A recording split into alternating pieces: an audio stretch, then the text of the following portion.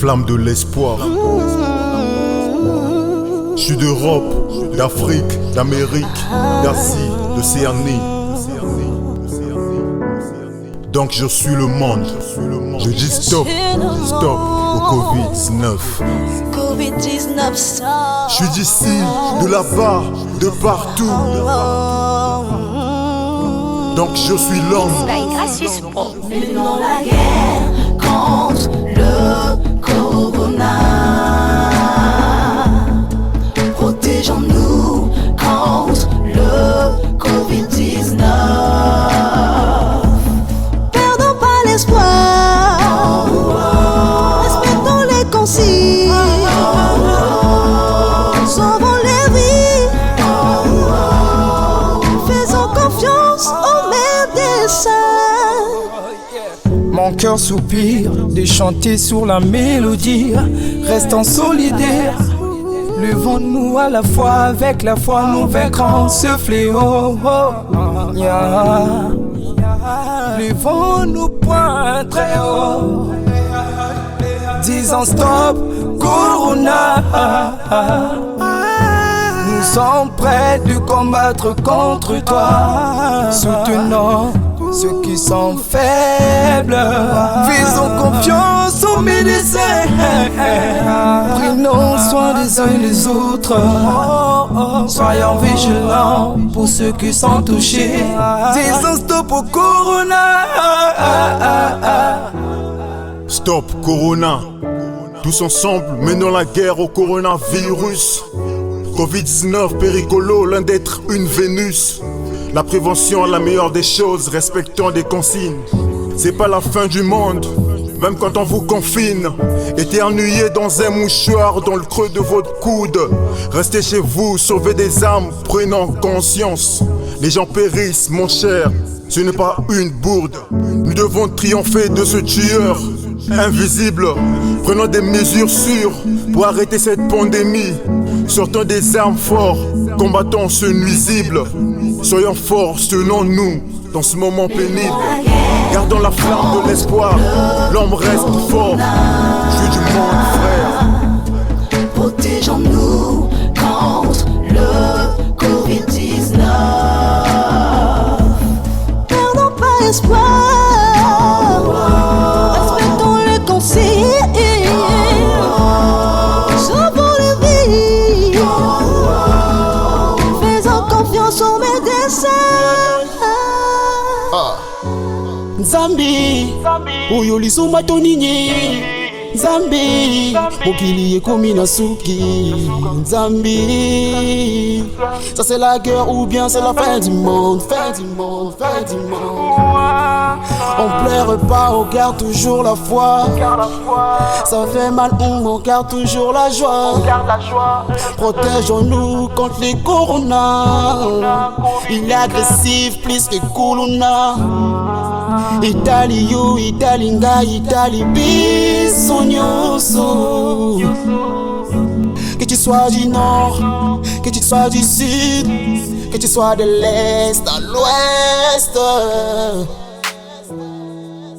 Coronavirus, pour se protéger et protéger les autres, c'est laver les mains régulièrement avec du savon.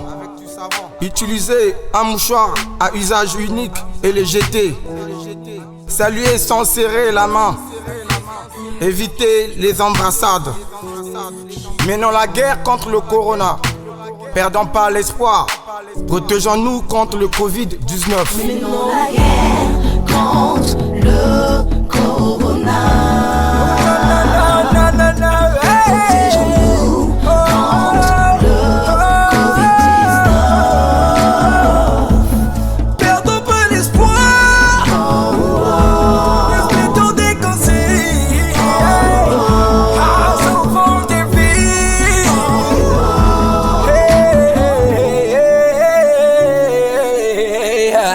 Mix by Gracious Pro.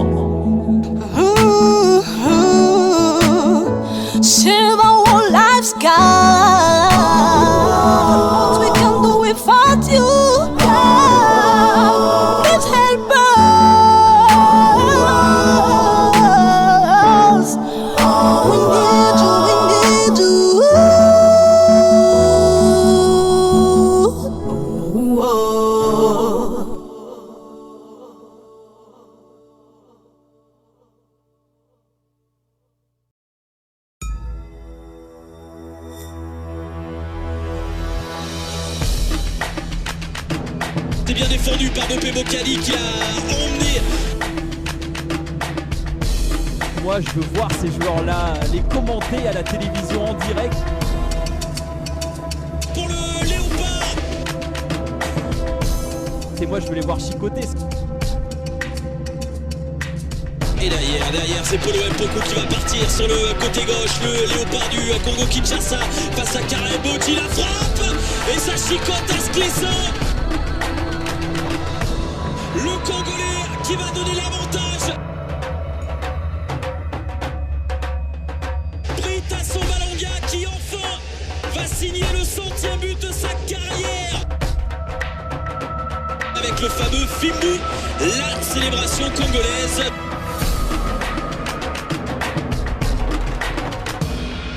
Passement de jambes, fin de corps, accélération, tout y passe, la défense trépasse.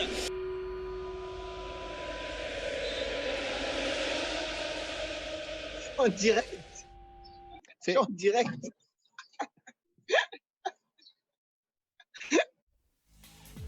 Salut à tous et bienvenue sur la Team Africa, le média qui se consacre à l'actualité football pour l'Afrique francophone.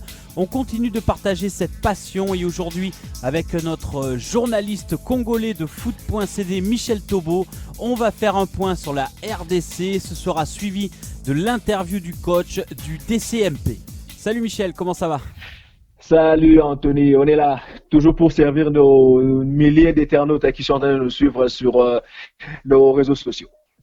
Allez, c'est parti, on donne le coup d'envoi de ce direct et on commence donc avec le titre de meilleur buteur du championnat de Belgique qui sera remis à Dieu merci Mbokani. J'ai eu l'information hier matin, il était à égalité avec Jonathan David, le Canadien de la Gantoise, 18 buts inscrits chacun. Le critère utilisé pour départager vient du nombre de buts inscrits à l'extérieur. Alors Mbokani a marqué 6 fois à l'extérieur contre 5 pour Jonathan David. Avec ses 8 passes décisives, le Canadien aurait pu réclamer le titre de meilleur buteur si ce critère avait été déclaré prioritaire. Mbokani en compte 7. Il serait prioritaire aussi si on parlait de temps de jeu. 2101 minutes pour le Gantois, 2507 minutes pour Dieu merci Mbokani qui évolue, on va le rappeler, au Royal Antwerp, le club le plus ancien du championnat de Belgique. Alors, il remporte son premier taureau d'or au Royaume de Belgique à l'âge de 34 ans. Un exemple, à mon avis, de persévérance et d'abnégation. Encore un grand bravo à notre Léopard. Alors Michel, comment est-ce que cette nouvelle est accueillie au Congo ? Avec beaucoup de joie, ça c'est clair. Si on doit considérer l'âge de Mbokani, être première fois de sa carrière, ou vu en tout cas de toutes ses performances durant toutes ces années, on le rappelle quand même, hein, Mbokani n'a pas eu, on va dire, de trou dans sa carrière, à part peut-être les ratés de Monaco et un tout petit peu de Wolfsburg. On peut comprendre dans ces laps de temps qu'il avait un peu de soucis familiaux, donc c'est ce qui ne lui a pas permis de performer comme il a l'habitude de faire. Mais Dieu merci Mbokani, c'est une carrière très aboutie.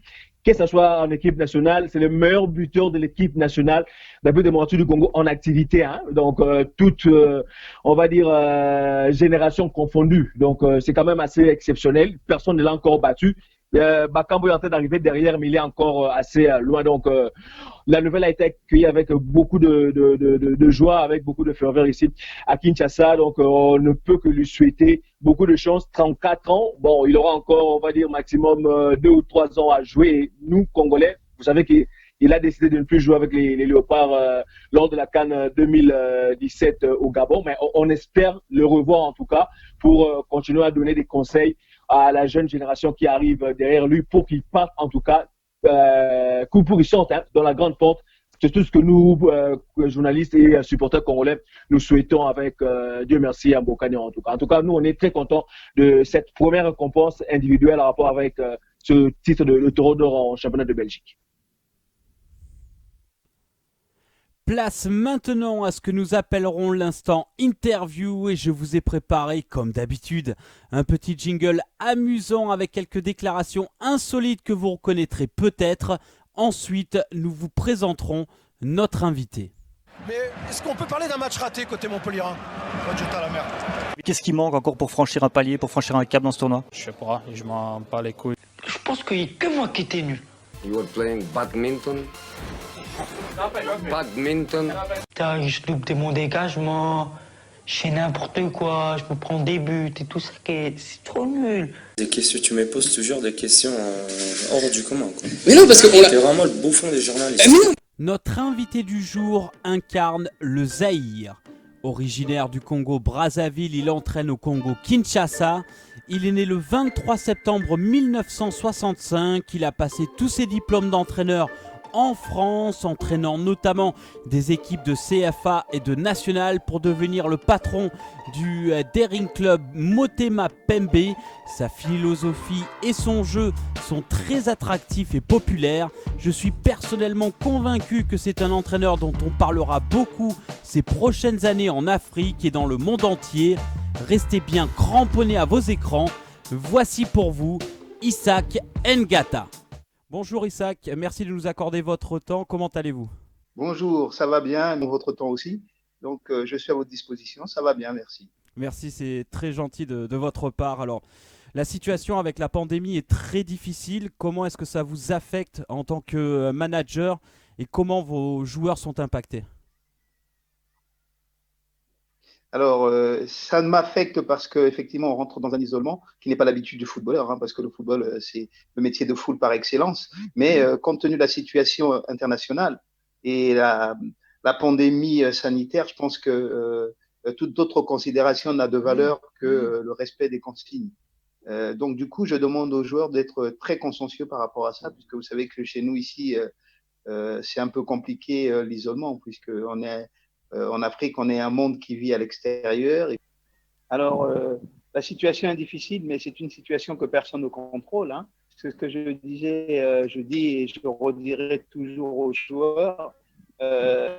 Nous sommes un métier de foule, mais l'isolement est nécessaire pour la pandémie, pour éradiquer cette pandémie. L'isolement est nécessaire. Donc, j'essaie de jouer avec ce phénomène-là pour que chacun prenne conscience. Comme vous savez qu'en Afrique, nous sommes plutôt un monde d'extérieur parce que tout le monde n'a pas les conditions de vie en adéquation avec la chaleur et rester à la maison. J'essaie de leur faire comprendre que sortir le minimum, c'est vraiment la meilleure protection. Et puis, se mettre à la disposition des obligations sanitaires, c'est-à-dire respecter les barrières minimales de l'éradication. Donc, à partir de ce moment-là, je joue aussi avec l'affectif en disant que vous savez que c'est votre corps qui est votre outil de travail. Donc, à partir de ce moment-là, il faut le respecter. Enfin, j'essaie de jongler un petit peu parce que c'est très important de passer d'abord l'état de santé parce que sans la santé, on n'est pas grand-chose. Et à partir de là, chacun essaye de respecter et je prie le ciel que ce qu'il me dit est vrai.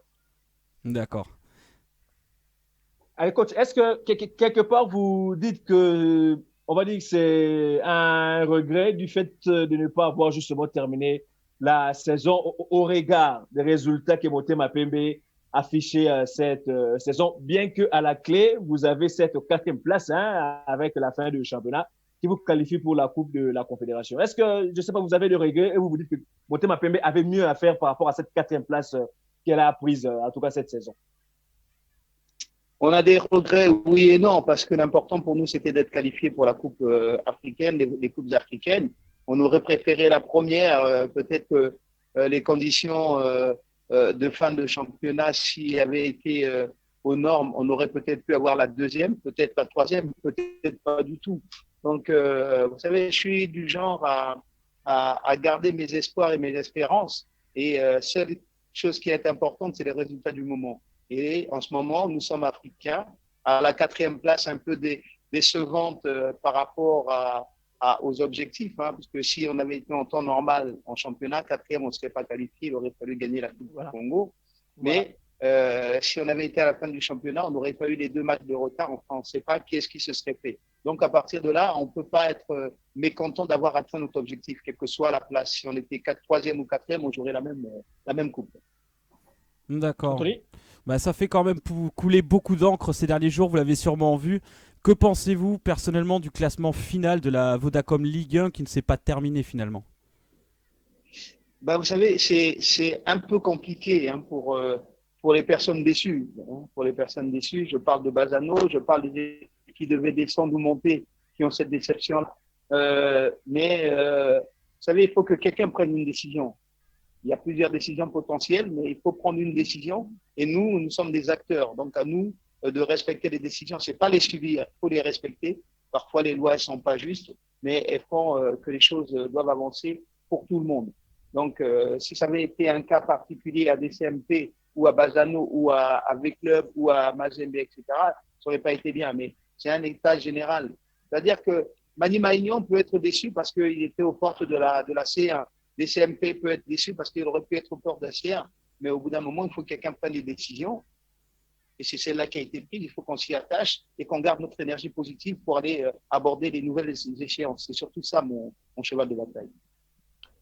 Coach, dans l'ensemble, si on doit considérer le travail que vous avez abattu chez Motema Mapembe cette saison, est-ce qu'on peut dire que vous êtes satisfait du travail abattu, on va dire, là où vous êtes venu, on va dire, en terrain inconnu, parce qu'on le rappelle quand même, hein, c'est votre première expérience africaine dans un club dans le continent. Est-ce qu'on va dire que c'est réussi au vu des résultats affichés? Ben, vous savez, quand on arrive dans un grand club de l'Afrique qui a connu des mauvaises périodes comme des CMP pendant les 10 dernières années, arriver à faire ce qu'on a fait, on ne peut pas ne pas être satisfait, on ne peut pas ne pas être content du travail abattu. Ça ne veut pas dire qu'Isaac Ngata, c'est lui qui a la baguette magique, mais l'ensemble des personnes qui ont travaillé autour de ce projet ont fourni tellement d'énergie que ça nous a permis de bien aborder ce championnat. En abordant bien le championnat, ça nous a redonné la confiance que DCMP avait autre temps, autre mœurs. Et aujourd'hui, il faut exploiter ça. On est au sommet de la vague. Il faut l'exploiter, mais surtout savoir qu'on est sur une vague et préparer les failles et améliorer surtout ce qui n'a pas été. Quels sont vos objectifs pour la saison prochaine?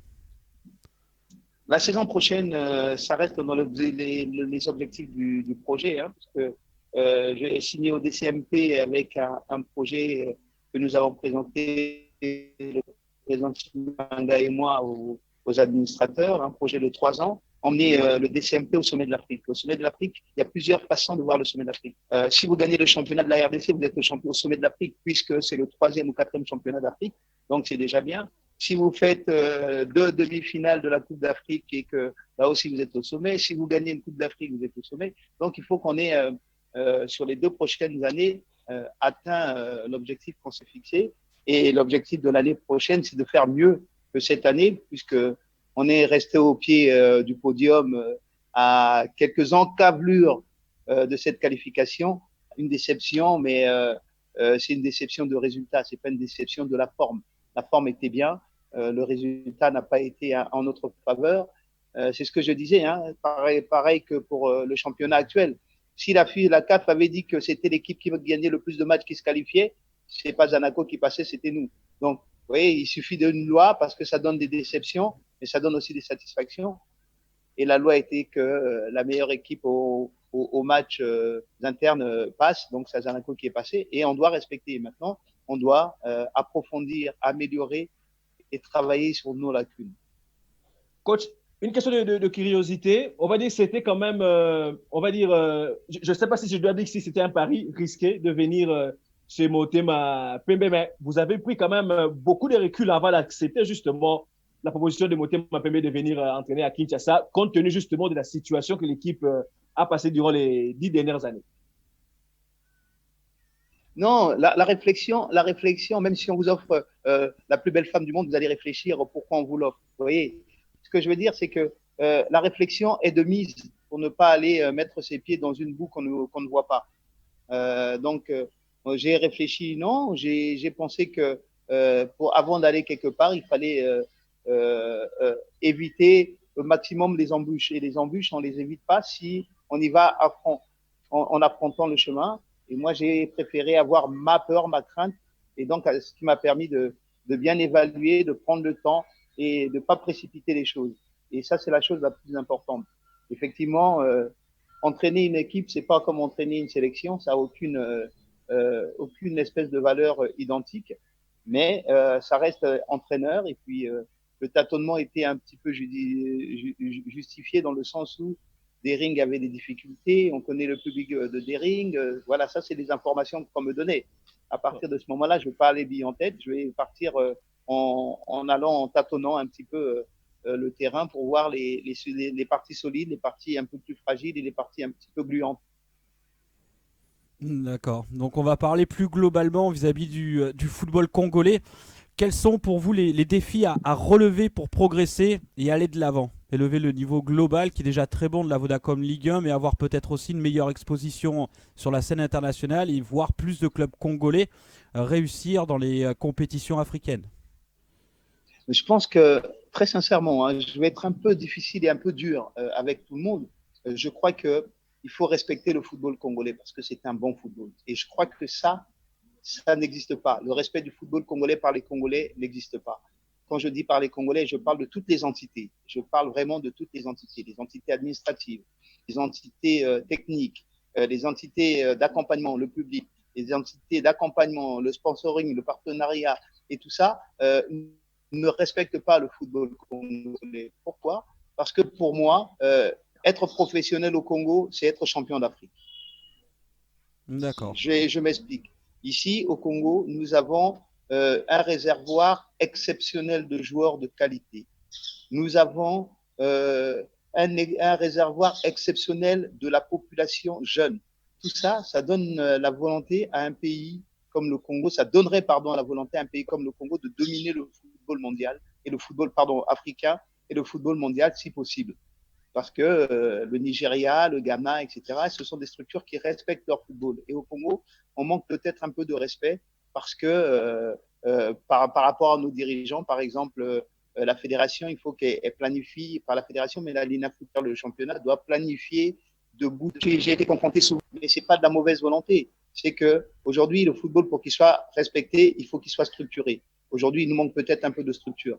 Et ensuite, on connaît le mode de vie du Congo, des difficultés dans tous les domaines, y compris le domaine médical, sachant que le corps humain, c'est l'outil de travail des joueurs. On ne peut pas décemment jouer dimanche, mercredi, dimanche, parce qu'on n'a pas le temps de récupération, on n'a pas suffisamment de terrain, etc., etc. Donc, il faut essayer de faire en sorte que le championnat se joue comme en Europe, à partir de national, un match par semaine, en France en tout cas, un match par semaine. Ça laisse le temps au club de préparer les équipes pour être de meilleure envergure. Ça laisse le temps au public d'amasser un petit peu d'argent plutôt que de cafouiller, de tricher au terrain pour aller avoir 1 franc, 2 francs pour entrer au stade. Ça donne le temps à chacun de s'organiser. Et ça, je l'ai dit à la l'INAFOOT, hein, si vous voulez devenir grand, faites jouer 1 fois par semaine. Multipliez les terrains, mais faites jouer 1 fois par semaine et les équipes seront encore plus fortes. Pourquoi nous, les techniciens, nous avons besoin de mettre en place des structures d'attaque, de défense. Et ça, c'est vraiment la chose que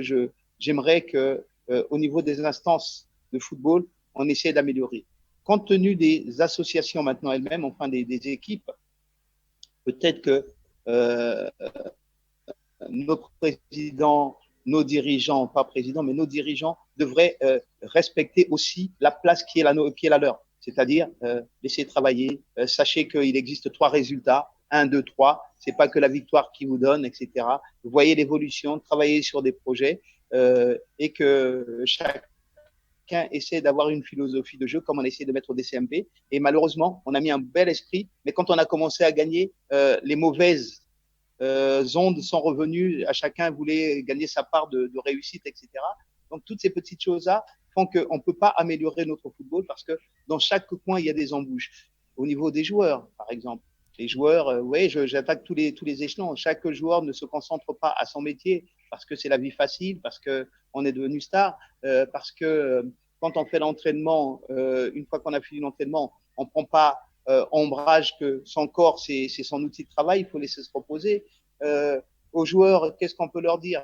Mais parfois, il faut respecter le football, ne pas aller en boîte de nuit, etc., etc.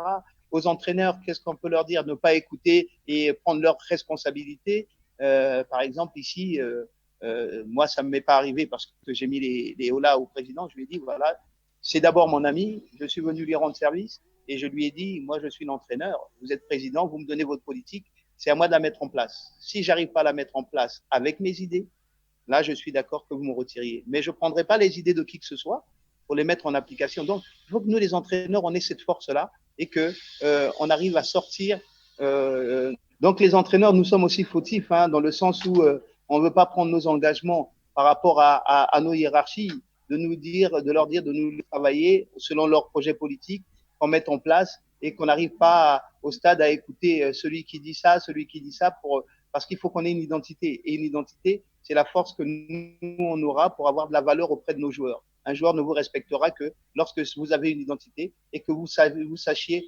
l'imprimer. C'est vous qui contrôlez. À partir de ce moment-là, il faut se donner cette valeur. Mais ici, on a tendance à dire « Ah, mais il y a des sous, on ne va pas être bien payé, etc. » Si on va contre… Et non, ça, il faut qu'on oublie, mettre en application de nos pratiques, c'est-à-dire ce qu'on a appris, qu'on mette en place, parce qu'il n'y a pas de meilleur entraîneur. Il y a des bons entraîneurs, chacun à sa façon, et c'est celui qui aura le plus adapté son système en adéquation avec les joueurs, etc., qui fera la différence. Et à partir de ce moment-là, le football congolais sera d'une équité exceptionnelle. Donc, et les arbitres et toutes les petites magouilles qui existent, tant qu'on ne va pas retirer ça, le football congolais restera en sous-jacence et ne sera jamais au top de l'Afrique. Ensuite, la dernière chose que je voudrais dire, c'est qu'on ne respecte pas le football dans quel sens? C'est que tout le monde s'occupe d'une équipe, celle qui joue, mais personne ne la prépare. C'est-à-dire qu'on n'a pas de centre de formation, on n'a pas des jeunes, on ne prend pas conscience que ça, c'est important. Le Maghreb a commencé à travailler sur la formation. Ils sont en train de monter, de prendre la place de l'Afrique noire, parce qu'au départ, l'équipe d'Afrique, c'était l'Afrique noire, c'est essentiellement, avec l'Égypte qui avait fait le projet. Aujourd'hui, les pays du Maghreb sont minimum les 6 qualifiés. Pourquoi? Parce qu'il y a du travail de fond qui est fait et de forme, c'est-à-dire que le domaine du football est totalement respecté. Oui, c'est le même discours que Florent Ibenge nous avait tenu lorsque nous l'avons eu également. Justement, concernant Florent Ibenge, quand vous êtes arrivé, je ne sais pas, peut-être si on vous l'a dit, nous, journalistes congolais, on nous a dit qu'il y a un deuxième Ibenge qui était arrivé parce que vous parlez presque de la même manière et vous faites jouer vos équipes presque de la même manière. Je ne sais pas, il y a une similitude par rapport à ça. Alors, je vais vous dire un secret. Ibenge, il n'y a pas un premier et un deuxième Ibenge, il n'y a pas un premier et un deuxième Ngata. Il y a des entraîneurs qui ont eu une éducation professionnelle identique. C'est-à-dire que Ibenge et moi, on est formés, on a eu la formation en même période, on était la même formation, on a tous grandi en France. C'est-à-dire que ce qu'on emmène, ce n'est pas quelque chose d'exceptionnel ou d'extraordinaire, c'est ce qu'on a appris et qu'on maîtrise. Et donc, on voit les failles qu'il y a ici. Et comme on dit, on s'est expatrié pour apprendre. Quand on ramène notre savoir, on la propose. Si on ne la propose pas, il n'y a pas d'intérêt. Moi, je ne veux pas être champion du monde tout seul. Je voudrais que le Congo et tous les entraîneurs congolais prennent conscience et tous les acteurs du football congolais prennent conscience que le football congolais, de ce qu'il mérite d'être, pour qu'il y ait vraiment de terrain. Isaac Ngata et Flo, on ne s'entend pas. On est les meilleurs amis du monde en France, les meilleurs ennemis du monde en France et au Congo aujourd'hui, parce qu'on s'est affrontés plus de 10 fois l'un contre l'autre. Moi, j'entraînais en France et lui aussi, en national, en CFA, et puis donc on a dû se rencontrer plusieurs fois. Et je pense que si ma venue en Afrique, c'est aussi par rapport à ce que j'ai vu de ce qu'il a fait, et on avait peut-être besoin de rendre service à nos pays et à notre continent. Mais je pense que vous allez chercher n'importe quelle personne qui viendrait auditer le football congolais, mais qui viennent de l'extérieur, y compris Anthony, il ferait le même constat, je pense. Oui, tout à fait. Et sur un plan personnel, quelles sont vos ambitions pour la suite de votre carrière? Alors, vous savez, moi, je viens de France. J'ai été formé en France. J'ai entraîné Viry-Châtillon, Sainte-Geneviève-des-Bois, Évry, les clubs de national, comme vous savez. Après, j'ai atterri en équipe nationale chez moi au Congo-Brazzaville en tant qu'adjoint de Claude Leroy d'abord, Pierre Lechantre, Valdo. Et je pense, je vais avoir un ego d'entraîneur parce que je mets souvent mon ego de côté, mais parfois là, il le faut. Là, je vais mettre mon ego d'entraîneur en disant que le Congo ne m'a pas fait confiance et je pense que ce que je fais à DCMP, c'est pour aussi avoir un élan de confiance du monde du football parce qu'ils ne me connaissaient pas. Donc, c'est à moi de travailler et l'objectif, c'est d'arriver à faire comprendre que Isaac Ngata, ce n'est pas un second, mais c'est aussi un entraîneur puisque j'ai été principal et je peux aussi avoir cette opportunité de gérer des équipes nationales et des grandes équipes d'Afrique. Donc l'objectif aujourd'hui c'est DCMP, mais le projet Isaac Ngata personnel c'est d'être au plus haut possible. Non, j'ai dit coach, vous avez presque tout dit. Vous-même personnellement, si vous avez, on va dire, quelque chose à donner, ou bien le niveau, votre appréciation par rapport au niveau du football en République démocratique du Congo, au regard des derniers résultats justement des clubs congolais en compétition africaine interclub, hormis Mazembe peut-être qui fait, on va dire, exception, est-ce qu'il y a mieux à faire? Oui, bien sûr qu'il y a mieux à faire.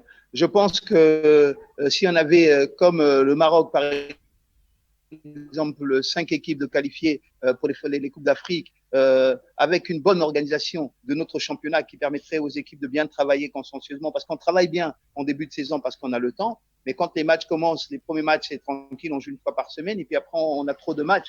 Si on arrive à comprendre que V-Club, Mazembe, DCMP, Maniema Union, Renaissance, peu importe, celui qui sort d'ici pour aller jouer la compétition africaine représente le Congo et qu'on respecte ça, on pourra peut-être avoir beaucoup plus de résultats au niveau des échéances africaines. Parce que je pense que le club a le niveau d'aller faire quart de finale tous les ans, Mazembe a le niveau de faire demi-finale tous les ans, DCMP a le niveau de faire quart demi-finale tous les ans aussi.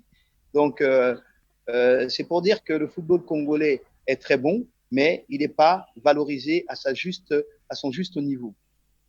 D'accord, eh bien merci beaucoup pour nous avoir accordé votre temps, c'était un excellent moment. On espère vous retrouver très bientôt, bien entendu pour la nouvelle saison dans les stades congolais, et on vous souhaite le meilleur pour la suite de votre carrière. Merci beaucoup. Merci coach Isaac, merci infiniment. Très bonne journée. Infiniment. Merci. Alors Michel, un petit mot sur cette interview. Oui, comme vous l'avez certainement suivi, Isaac Ngata, c'est de l'école de Jean-Florent Ibengue. C'est la même école, ils sont sortis de l'INF Clairefontaine, il a dit dans son interview. Donc, il est tellement clairvoyant, tellement limpide dans ses propos, tellement clair aussi dans ses propos. Donc, qu'on n'a vraiment pas beaucoup de commentaires à dire là-dessus. Tout ce que nous, Congolais, on peut lui souhaiter, c'est de faire carrière. Pas seulement chez Motema Pembe, mais qui laisse quand même des traces, on va dire, assez visibles, qui permettra aux entraîneurs qui vont le remplacer, on va dire, de bâtir une maison assez solide qui permettra à Motema Pembe justement d'aller plus loin en compétition africaine interclub. Pourquoi pas ici au pays? Ça fait quand même assez longtemps. Le dernier titre de Motema Pembe en championnat national ici remonte il y a une quinzaine d'années. C'est quand même assez long. Donc Motema Pembe est dans l'ombre de V-Club et de Mazembe qui alternent les titres à chaque saison ici en ville de Mathieu de Gros depuis une dizaine d'années maintenant. Il serait mieux avec Isaac Ngata, avec bien entendu les moyens que les comités sportifs du club mettra à sa disposition pour que Motema Pembe aille titiller Mazembe et là il se fait club au niveau national et pourquoi pas redorer le blason de Motema Pembe sur le plan africain.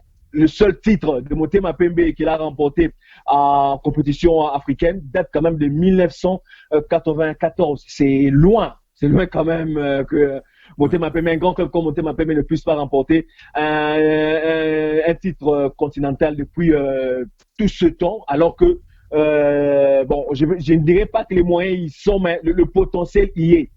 Juste le temps de mettre un peu d'organisation et un peu de moyens pour voir cette formation aller de l'avant. Donc, Isaac Ngata est là justement pour porter ce premier projet qu'il a amené dans cette formation de Motema Pembe pour permettre à cette équipe justement d'éclore. En tout cas, nous, on lui souhaite beaucoup de bonnes chances et on espère que le comité sportif le suivra, lui apportera des moyens de bâtir une équipe assez solide qui permettra justement à Motema Pembe d'atteindre ses objectifs, de remporter le championnat national et d'atteindre minimum les demi-finales d'une compétition africaine interclub. Ça sera vraiment très bien pour et Motema Pembe et pour sa carrière personnelle et pour le football congolais en général, Anthony. Voilà.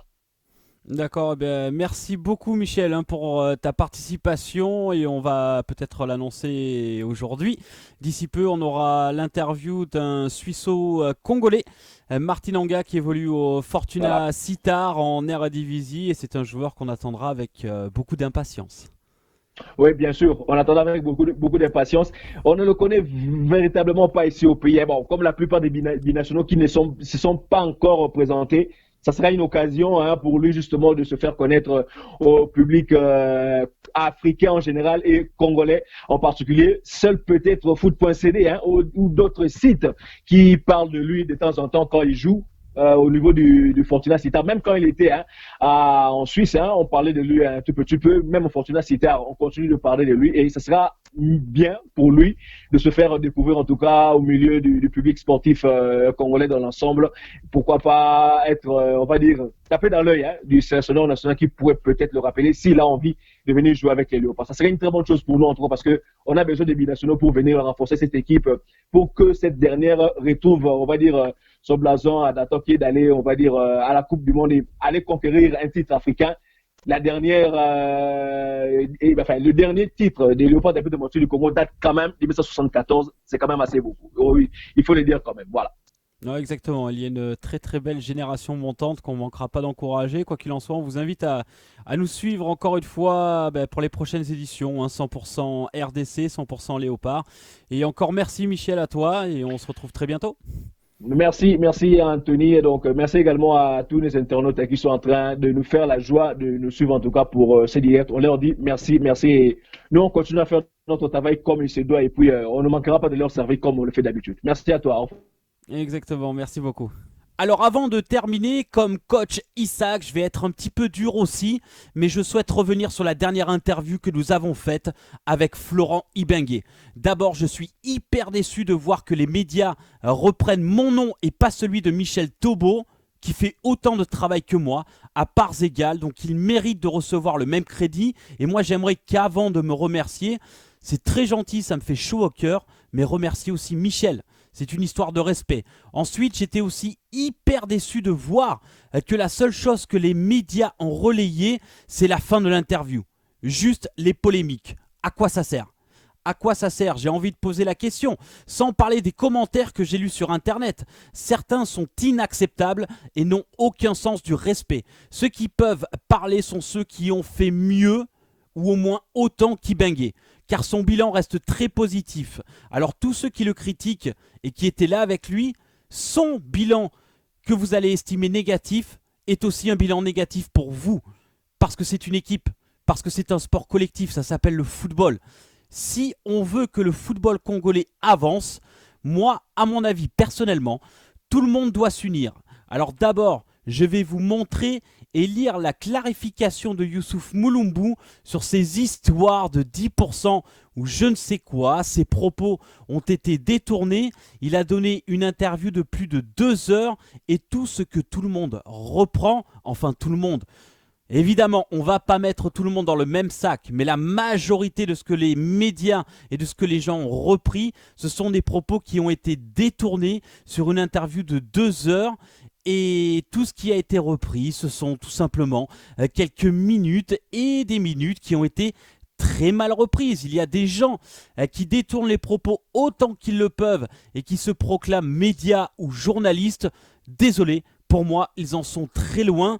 Quand les joueurs viennent à clarifier, ça m'est arrivé auparavant, notamment avec Pierre-Emerick Aubameyang, et bien quand ces joueurs-là clarifient et veulent remettre les choses à plat, personne ne relaye. Pourquoi ? J'en sais rien. Mais avant que je dise et que je poursuive mon discours, je vais vous lire et vous montrer la clarification d'El Capitano, à savoir Youssouf Mulumbu.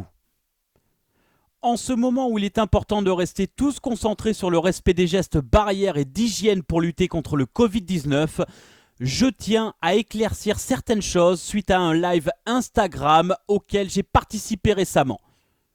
Si j'ai été critique envers certaines décisions sportives du coach Florent Ibenge, ayant eu la chance de côtoyer de nombreux sélectionneurs depuis que je suis en équipe nationale, critique que j'ai d'ailleurs eu l'occasion d'exprimer directement à l'intéressé en son temps, En aucun cas, il était question d'enlever nul mérite de son apport en équipe nationale.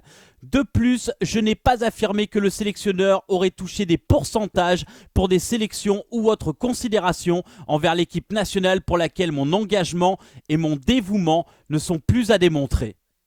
Voilà pour la clarification. Alors certains diront ce qu'ils veulent, mais le joueur lui-même l'a clarifié. Alors certains médias l'ont repris, je l'ai vu, mais la grande majorité ne l'a pas fait.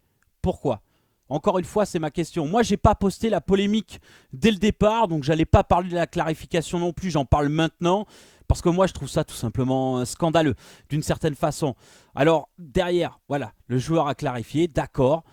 Bon, moi, je suis pas congolais, mais c'est pas ce qui va m'enlever le droit de parler du football au Congo. Je suis désolé. Et je suis venu chez vous. J'ai fait des choses que je ne vais pas dévoiler en public. C'est pas une autre histoire. Certains qui me suivent sur ma page le savent. Et je vous demanderai d'ailleurs de ne pas en parler en public. Voilà, ce sont des choses que je fais à côté. Et j'ai pas du tout envie de m'exprimer là-dessus. Mais mon point, c'est que s'il n'y a pas un minimum d'unité et de solidarité entre Congolais, rien n'avancera. Pour avancer, la Ligue 1 Vodacom, par exemple, a besoin d'introduire des droits TV pour que les clubs génèrent des revenus. Pour que ça se fasse, qu'est-ce qu'il faut ? Il faut des sponsors. Mais un sponsor n'investira jamais dans un championnat qui, certes, a de superbes qualités sportives. C'est l'un des plus grands et l'un des meilleurs championnats en Afrique. Si on regarde, le jeu, il est plaisant. Et moi, je me passionne à regarder ce championnat. Mais c'est aussi, voilà, un pays qui a une équipe nationale qui se divise en public. Par exemple, des joueurs qui vont aller casser les coachs en public. Et ça démontre aussi des lacunes en termes de communication. Et je vais expliquer mon point. Ce qui se passe dans le vestiaire se résout dans le vestiaire. On va prendre un exemple. Hakim Ziyech, Hervé Renard, les Lions de l'Atlas, le Maroc. Personne n'a jamais su le fin mot. Mais ça reste entre deux. Ils vont résoudre ces problèmes. On n'a pas besoin de les exposer publiquement. Et c'est comme ça que ça se passe dans un club de football professionnel. Bien sûr, il y a des mésententes. Bien sûr, il y a des désaccords. C'est normal. C'est la vie. Est-ce qu'on doit aller exposer ça en public ? Après, pour avoir des médias qui vont détourner tous ces propos ? Non, moi je ne suis pas d'accord.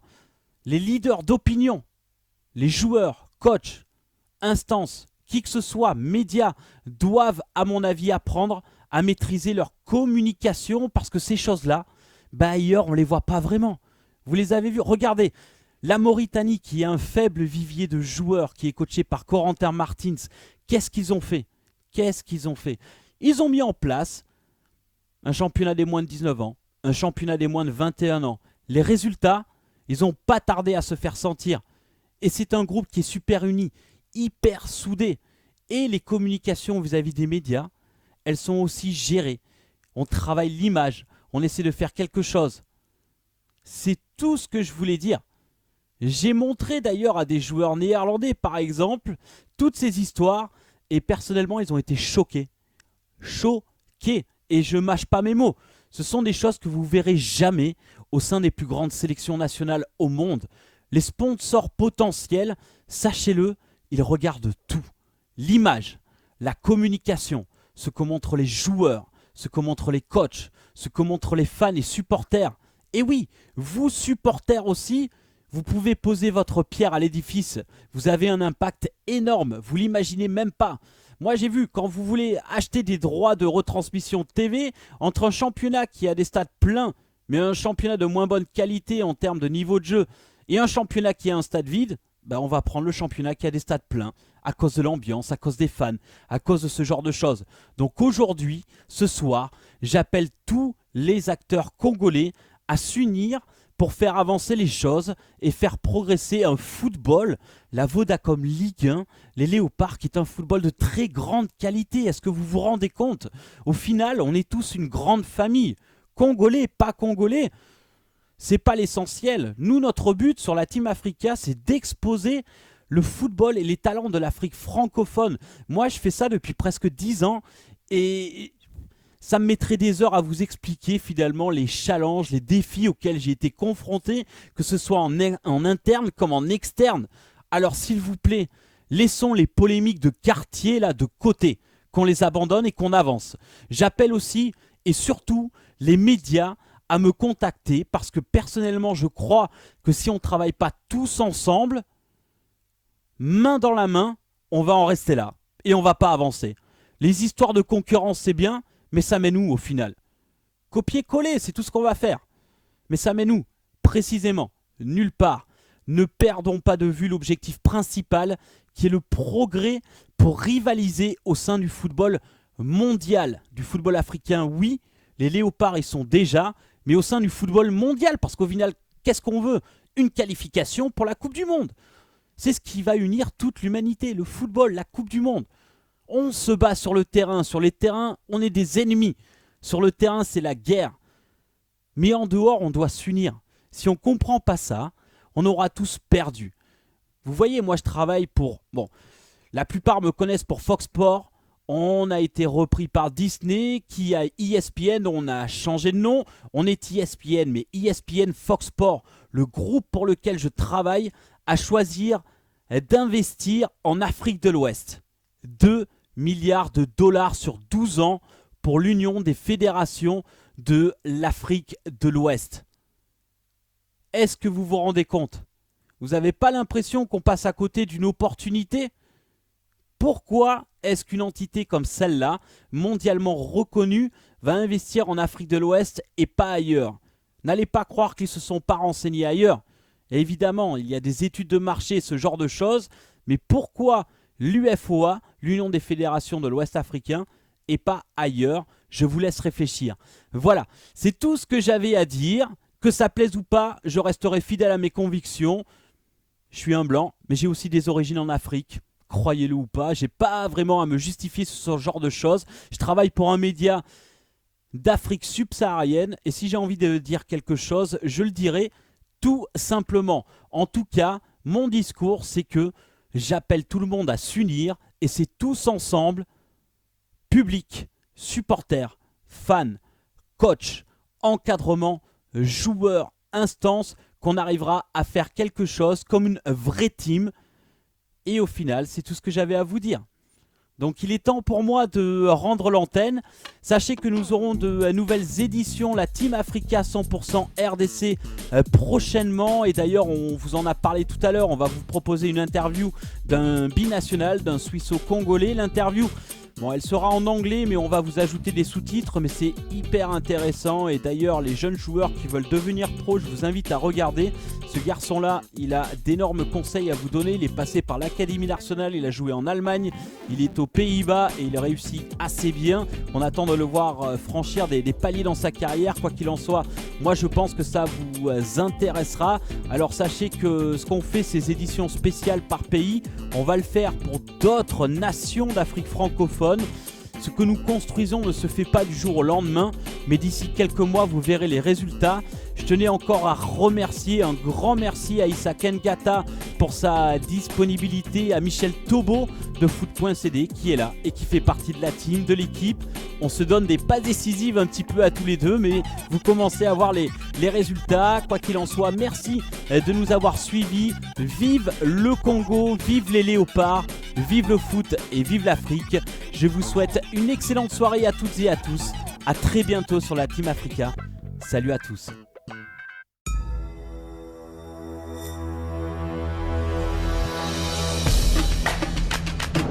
C'est bien défendu par Bopé Bokani qui l'a emmené. Moi je veux voir ces joueurs-là les commenter à la télévision en direct. Pour le léopard. Et moi je veux les voir chicoter. Et derrière c'est Polo Mpoko qui va partir sur le côté gauche. Le léopard du Congo Kinshasa face à Karembo qui la frappe. Et ça chicote à Sklesin. Le Congolais qui va donner l'avantage. Brita Sombalonga qui enfin va signer le 100e but de sa carrière. Avec le fameux Fimbu, la célébration congolaise.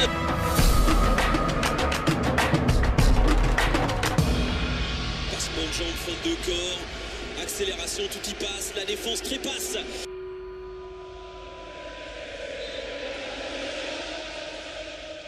En direct. C'est en direct.